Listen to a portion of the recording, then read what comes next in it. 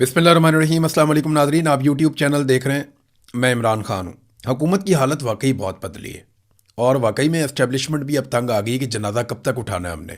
वैसे तो पाकिस्तानियों ने एस्टेब्लिशमेंट का जनाजा उठाया हुआ है 70-80 सालों से, और अब एस्टेब्लिशमेंट के कंधों पे खुद एक जनाजा आ गया है और उनकी अपनी करतूतों की वजह से आया। जिन लोगों को लाकर उन्होंने मुसल्लत किया, उनकी नालायकी का खुमियाजा उन्हें भी भुगतना पड़ रहा है। बहरहाल एस्टेब्लिशमेंट की या आसिम मुनीर साहब की इस वक्त की जो इंश्योरेंस पॉलिसी है वो यही वाले हुक्मरान है और किसी के साथ उनका गुजारा हो नहीं सकता। जहाँ पे इंसाफ होगा, जहाँ पे रूल ऑफ लॉ आएगा, वहाँ पे आसिम मुनीर साहब के लिए गुंजाइश कम हो जाएगी, क्योंकि पाकिस्तान में जुल्म और ज़्यादती के साथ ही उन्होंने अपना रजीम कायम रखा हुआ है। बहरहाल ये अब वज़रा को कह रहे हैं कि आप ट्वीट्स करें, यानी वफाकी वज़रा को ट्वीट करने पड़ रहे हैं। उन सबको ये कहा गया कि आप स्टेटमेंट जारी करें कि हमने बड़ा शानदार बजट जारी कर दिया है जनाब, बजट के अंदर ये रिलीफ दे दिया, वो रिलीफ दे दिया। असल कहानी कुछ और है और वज़रा बेचारों से झूठ बुलवाया जा रहा है, क्योंकि और कोई झूठ बोलने के लिए तैयार नहीं है। PMLN के अपने ज़ाती दानश्वर, उनके अपने घर के सहाफ़ी, वो सारे भी अब थू थू कर रहे हैं और वो ये कह रहे हैं कि आपने बेड़ा गर्क करके रख दिया इकॉनमी का, हम अब आपका सपोर्ट नहीं कर सकते, अब हम आपको किसी किस्म की सहूलत नहीं दे सकते। तो आपके लिए ये सहूलत अब मुयसर नहीं है। यानी जितना झूठ हम बोल सकते थे हमने बोल दिया, इससे ज़्यादा क्या बोलें। आपने बेड़ा ही गर्क करके रख दिया आवाम का। आप तो प्रोटोकॉल के साथ बाहर निकलते हैं तो लोग हमें जूतियाँ मारेंगे। तो अब बहुत सारे ऐसे लोग जो PMLN की बिलावजह तारीफ़ें करते थे वो भी हाथ खड़े कर गए हैं। यानी बिलावल ने, जरदारी ने, इन्होंने भी अपने आप को इस बजट से अलग करने की तैयारी कर ली कि जनाब हम नहीं है, ये जो कर रही है नून लीग कर रही है। एस्टेब्लिशमेंट के टाउट भी अब नून लीग के खिलाफ बोलना शुरू हो गए हैं। तो अब आखिरी हरबा ये था कि वज़रा को कहा गया कि यार तुम लोग तो ट्वीट करो ना, तुम लोग तो सब कहो कि जनाब बहुत अच्छी इकॉनमी, बहुत अच्छा बजट। वज़रा क्या कह रहे हैं? नंबर एक, जो वो जोर लगा रहे हैं इस बात के ऊपर, जंग के हवाले से वो कहते हैं जी जंग में बड़ा रिलीफ दिया पाकिस्तानी कौम को पाकिस्तानी वज़ीर आज़म ने। तो बात यह है कि जंग के दौरान पूरी दुनिया में जो सबसे करीब मुल्क था इस जंग के, ईरान के बिल्कुल साथ पाकिस्तान है ना, तो सबसे ज़्यादा इंपैक्ट पाकिस्तान पर डाल दिया पकड़ के। यानी हमारी पेट्रोल की सप्लाई एक दिन नहीं रुकी। हमारे यहाँ पे वो कह रहे थे जी कंटेनरों टैंकरों के ढेर लगे हुए हैं, हमारे पास माल आ रहा है, कोई प्रॉब्लम ही नहीं है, तेल भी आ रहा है, गैस भी आ रही है, कोई प्रॉब्लम नहीं है। ये खुद वज़रा ने कहा हुआ है। लेकिन इसके बावजूद पाकिस्तान में लोगों को तरसा दिया गया। पूरी दुनिया में सबसे ज़्यादा पेट्रोलियम मसनूआत पे कीमतें पाकिस्तान में बढ़ी, और ये आलमी कीमतों की वजह से नहीं बढ़ी। देखिए, आलमी कीमत में जब इजाफा होता तो किसी भी मुल्क के अंदर पेट्रोल की कीमत में इजाफा ही होता है। लेकिन हमारे यहाँ पेट्रोल की कीमत में इजाफा नहीं हुआ, हमारे यहाँ पे टैक्सेस में इजाफा हुआ था। पेट्रोल की कीमत तो वहीं पे थी, इन्होंने लेवियां उठा के 100 सवा 100 तक पहुंचा दी।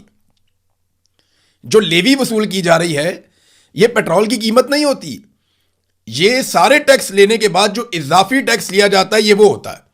तो इजाफी टैक्सेस जो हैं वो बहुत ज्यादा इन्होंने वसूल किए। पूरी दुनिया में जंग के बहाने जिस मुल्क ने अपनी कौम को लूटा है वो पाकिस्तान है। तो वज़रा कह रहे हैं जनाब जंग में बड़ा अच्छा काम किया। फिर रिलीफ के दावे किए गए कि जनाब अवाम को बहुत रिलीफ दिया गया, ये दावे किए जा रहे हैं। कौन सा रिलीफ दिया अवाम को? जो 200 यूनिट तक के लोगों के ऊपर थोड़ी बहुत सब्सिडी थी वो भी खत्म कर दी गई। आम आदमी बिजली का बिल 4 गुना पे कर रहा है। कई लोग बेचारे जो हैं वो फिक्स चार्जेस से परेशान हो गए हैं। जिन लोगों ने सोलर लगाए थे तंग आके, उनकी जिंदगी भी अजाब बना दी गई है। इंडस्ट्री जो है वो सारी की सारी बिठा दी गई है। गरीब आदमी, छोटी इंडस्ट्री, छोटा कारोबारी लोग, ये सब बहुत परेशान है। आप देख लें, ईद के ऊपर ताजरों ने प्रेस कॉन्फ्रेंस करके कहा कि हमारे यहां पे खरीदारी 70% कम हो गई है, हमारी सेल में 70% तक कमी हुई है। ये बहुत बड़ी कमी है। पाकिस्तान का पूरा मईशत का भट्टा ही बैठ गया, तो आम आदमी को तो रिलीफ मिला कोई नहीं। और हुकूमत के अपने लोग कह रहे हैं कि 8.7 अरब डॉलर ये अशराफिया के ऊपर खर्च कर दिए गए सब्सिडीज कीमत के अंदर। उनको ये छूट दे दी गई, उन्हें रिलीफ दे दिया गया। गरीब आदमी के लिए टके का रिलीफ नहीं है, गरीब आदमी को कुछ नहीं दिया गया। लेकिन अशराफिया को क्या कुछ दिया गया? अरबों डॉलर्स के उनको रिलीफ दे दिए गए। यानी जितना पैसा हमने 3 साल में IMF से लिया, उतना पैसा हमने 1 साल में अशराफिया की जेब में डाल दिया। ये किया पाकिस्तान के साथ। यानी पाकिस्तान जितना भी कर्जा लेता है, यानी रोजाना के हिसाब से अगर हम करें तो 20 से 25 अरब रुपए रोज के बनते हैं। 22-23 अरब रुपए के आसपास की वो अमाउंट है। रोजाना पाकिस्तान इतना कर्जा लेता है। तो ये जितना कर्जा पाकिस्तान लेता है ये जाता कहाँ, इसका तो हिसाब ही कोई नहीं है।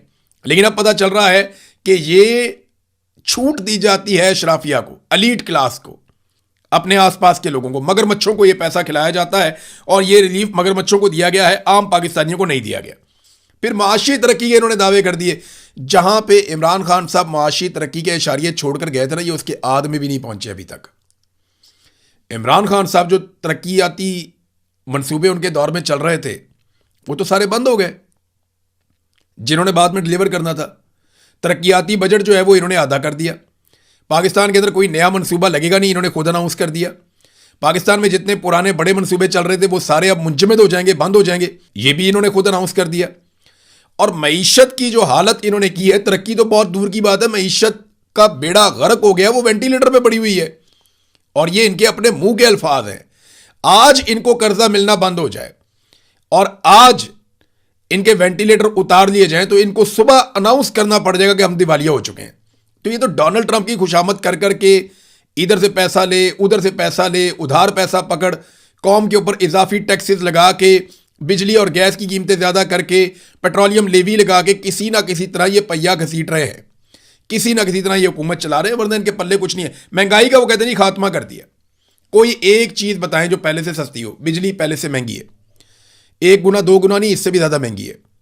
गैस पहले से महंगी है, कोई 2 4 5 गुना नहीं, 10 गुना महंगी है। पेट्रोल पहले से महंगा है। कितना महंगा है? डबल से भी ज्यादा कीमत का है।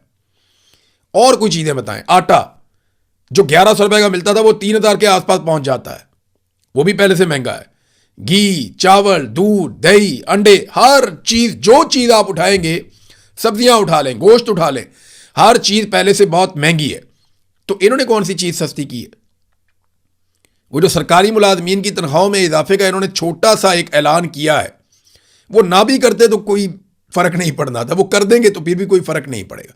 गरीब आदमी को इन्होंने पीस के रख दिया। तनख्वाहदार तबका सबसे ज्यादा बोझ उठा रहा है। गुर्बत में, बेरोजगारी में और महंगाई में इजाफा हुआ है।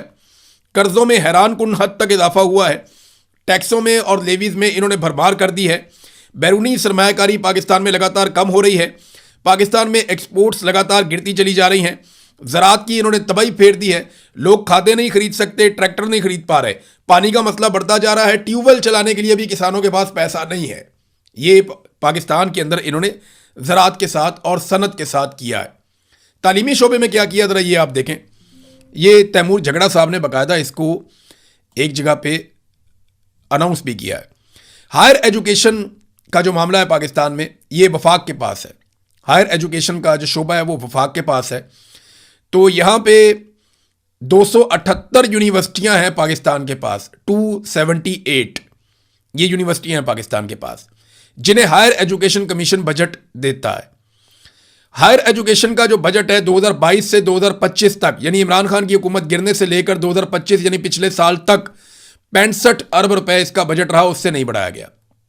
यानी आखिरी मरतबा जो बजट बढ़ा वो इमरान खान साहब के दौर में बढ़ा, तब से लेकर अब तक ये 65 अरब का बजट ही रखा गया, उससे बढ़ाया नहीं गया। और इस साल भी उस बजट को 65 अरब रुपए ही रखा गया। अब आप अगर देखें तो ऐवान सदर का बजट बढ़ रहा है, वज़ीर आज़म हाउस का बजट बढ़ रहा है, इनके ज़ाती अखराजात बढ़ रहे हैं, जो वजारतें इनके काम की हैं वहाँ बजट बढ़ रहा है, दिफाई बजट हर साल बढ़ता चला जा रहा है, लेकिन तालीम का बजट नहीं बढ़ रहा। मुझे बताएं, पाकिस्तान को बम आगे लेकर जाएंगे या पाकिस्तान को तालीम आगे लेकर जाएगी? आप दिफाई बजट बढ़ाएं, ज़रूर बढ़ाएं। पाकिस्तान का दिफा मजबूत होना चाहिए, बहुत मजबूत होना चाहिए, लेकिन हम आगे तालीम के साथ जाएंगे, हम आगे हुनर के साथ जाएंगे। तालीम के ऊपर आप पैसा नहीं लगा रहे। ईरान ने जो पूरी दुनिया का मुकाबला किया है वो अपने इंजीनियर्स के जरिए किया, अपने डॉक्टर्स के जरिए किया, अपने पढ़े लिखे लोगों के जरिए किया। इस रीजन के अंदर तालीम में सबसे बेहतर हालत ईरान की है। वो कोई ऐसा मुल्क नहीं है जहां पे तालीम नहीं है। इस रीजन का जो पूरा एक डाटा आया, मैंने कल आपको पढ़ के सुनाया, वहां पे नंबर 1 मुल्क ईरान है। सबसे ज्यादा टेक्निकल एजुकेशन हासिल करने वाले लोग वहां पे मौजूद हैं और वहां की यूनिवर्सिटियों में लोग बहुत आला तालीम हासिल कर रहे हैं। तो आपने क्या किया? आपको दिफा के लिए, आगे बढ़ने के लिए पढ़े लिखे लोगों की जरूरत है। तो हायर एजुकेशन कमीशन का बजट वो बढ़ नहीं रहा, वो वहां पे ही खड़ा हुआ है। लेकिन दिफा का बजट बढ़ रहा है, बाकी बहुत सारे शोबों में बजट बढ़ रहा है।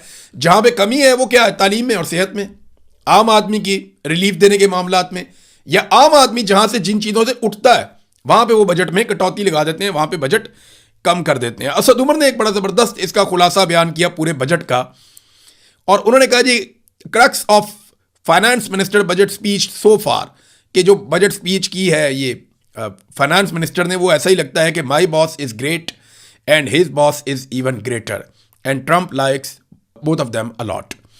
वो कह रहे हैं जी कि मेरा बॉस जो है ना वो बड़ा अजीम है और उसका बॉस जो है वो उससे भी ज़्यादा अजीम है, और ट्रंप जो है वो हमारे दोनों बॉसेस को बहुत पसंद करता है। बस यही है कहानी लग रही है बजट स्पीच में।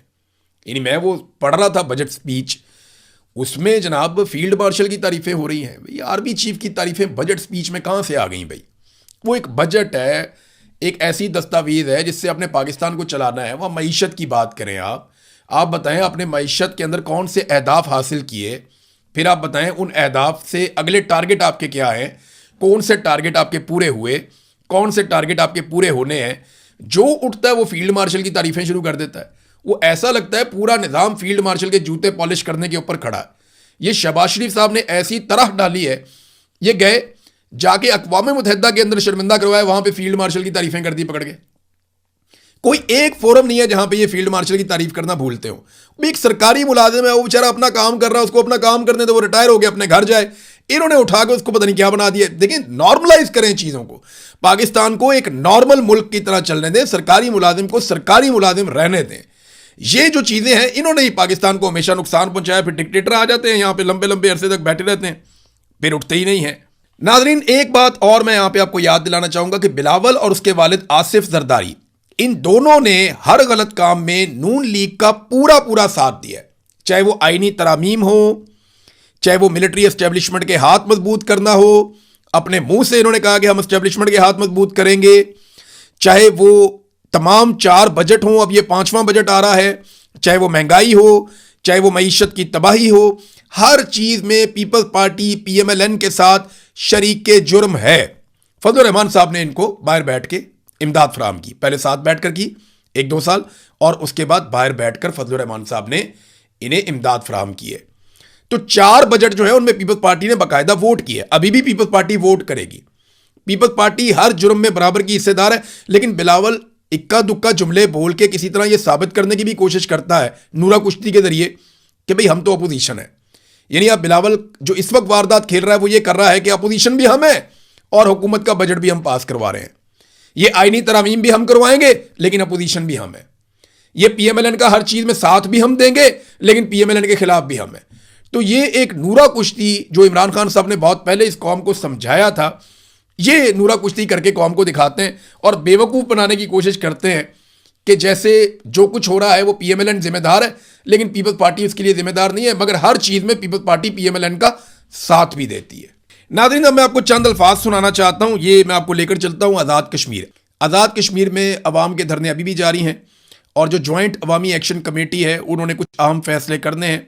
शायद आज के दिन में उनके ये फैसले हो जाएंगे और फिर पता चलेगा कि ये मामला किस तरफ को जाता है। अवाम आगे की तरफ बढ़ती है या यहीं पे रावला कोर्ट के अंदर वो धरने देकर बैठे रहेंगे। बहुत सारा प्रोपेगेंडा किया इन लोगों के बारे में।